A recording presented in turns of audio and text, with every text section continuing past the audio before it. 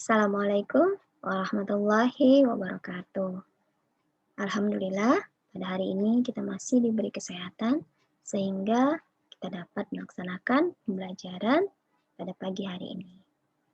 Sebelum kita mulai pelajaran pada hari ini, marilah kita awali dengan membaca basmalah. Bismillahirrahmanirrahim.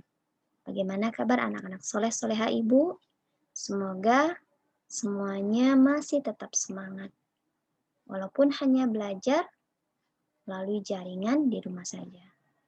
Tapi tetap semangat ya nak dan mengerjakan tugas-tugas yang telah guru berikan. Itu adalah amanah dan nanti akan dimintai pertanggungjawabannya di akhirat kelak. Hari ini kita masuk ke pelajaran kelima, keteladanan Rasulullah Sallallahu Alaihi Wasallam.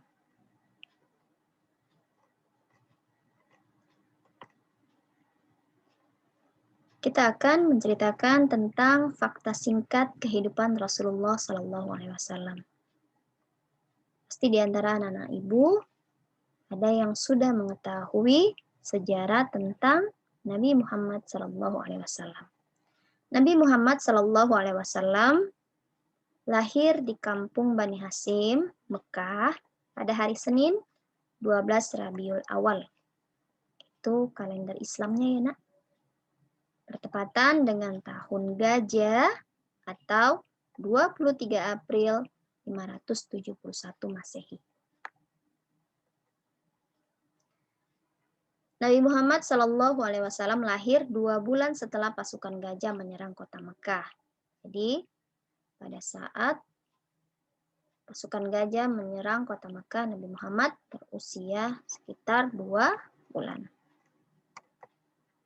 Ya, tahu kan sejarah tentang penyerangan Raja Abraha beserta pasukan gajahnya?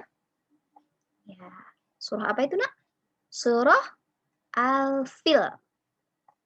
Nanti dibuka kembali, dibaca kembali ya surah Al-Filnya.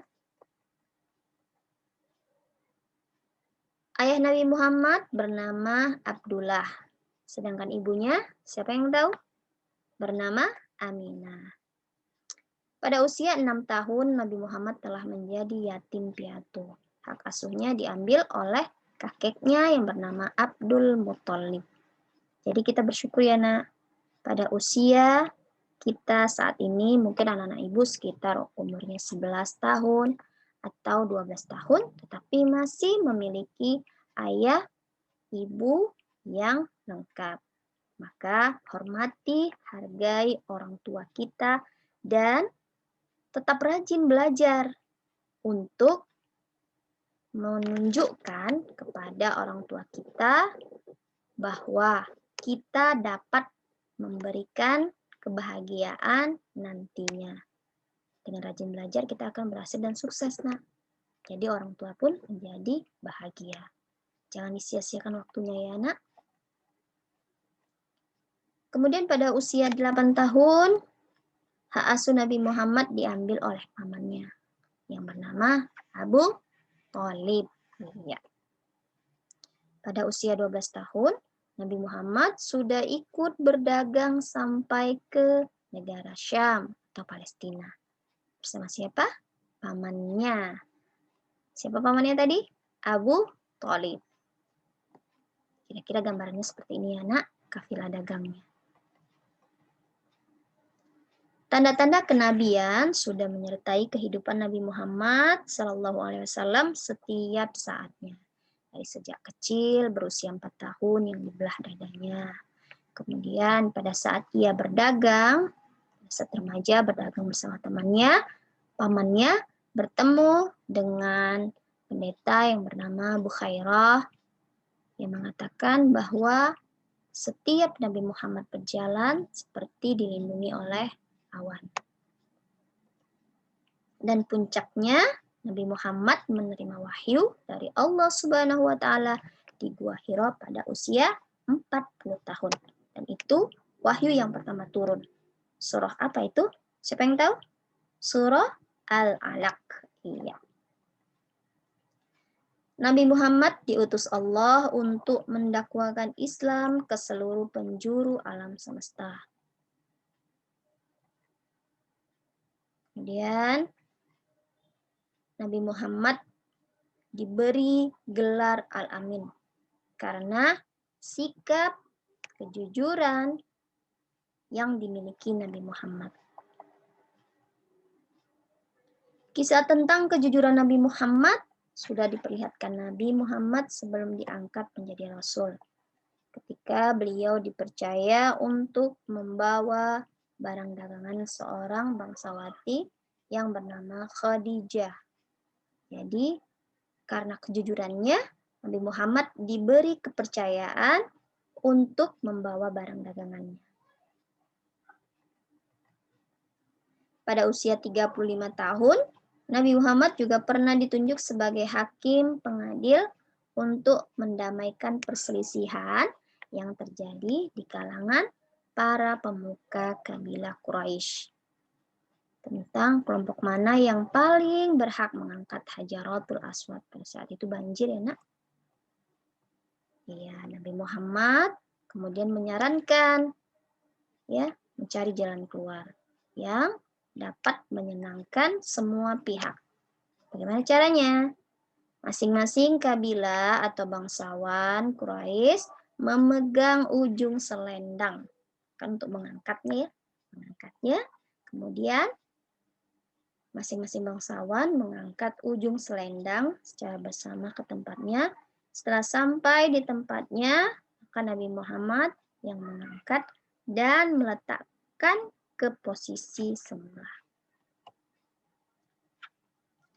Nabi Muhammad sangat terkenal dengan sikap kejujurannya, sehingga kawan atau lawan memberikannya gelar Al-Amin, yaitu orang yang dapat dipercaya. Kasih sayang Rasulullah. Selain Rasulullah, Nabi Muhammad SAW sayang kepada anak yatim, fakir miskin. Dia juga sangat sayang kepada keluarganya.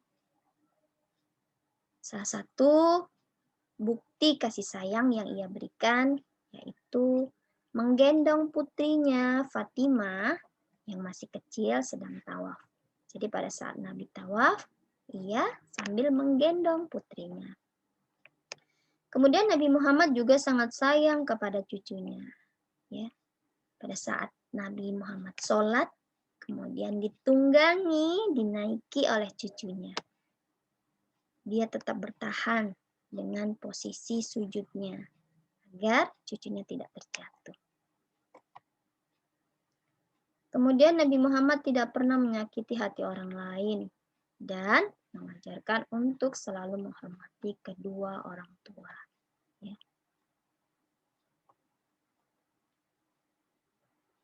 Selain ia memberikan kasih sayang tidak hanya dengan keluarga tetapi kepada fakir miskin, anak yatim, ia juga peduli terhadap lingkungan.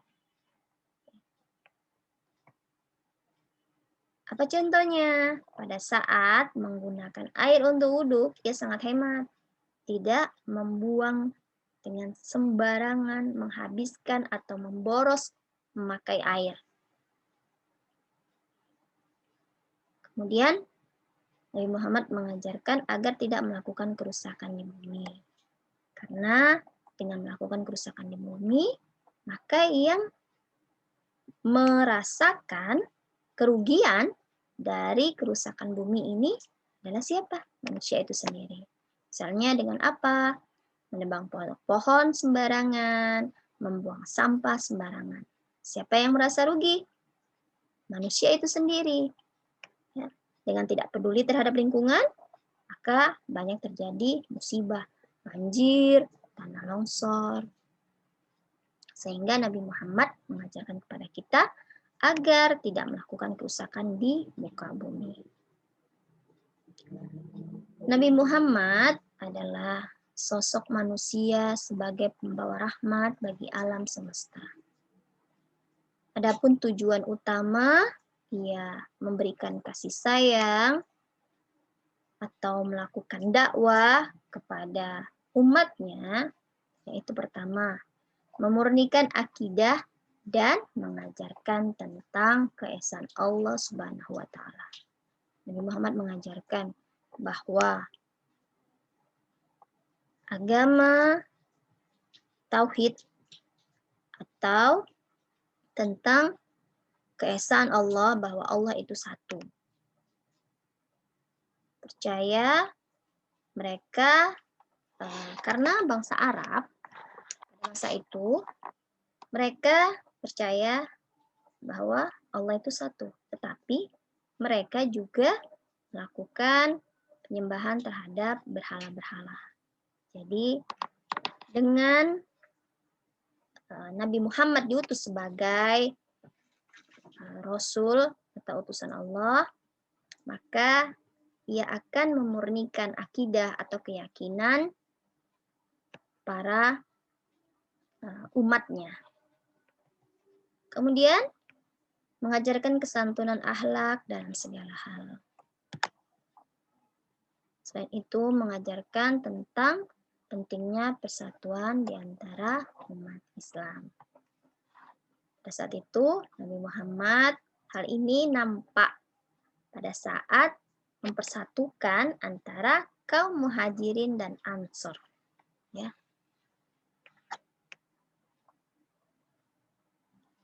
Demikianlah pembahasan kita pada hari ini. Dicatat poin-poin yang penting. Sebelum kita akhiri pelajaran kita pada hari ini, marilah kita sama-sama membaca doa. Bismillahirrahmanirrahim. Subhanakallahumma bihamdik. Asyhadu an la ilaha illa anta. Astaghfiruka wa atubu ilaik. Assalamualaikum warahmatullahi wabarakatuh.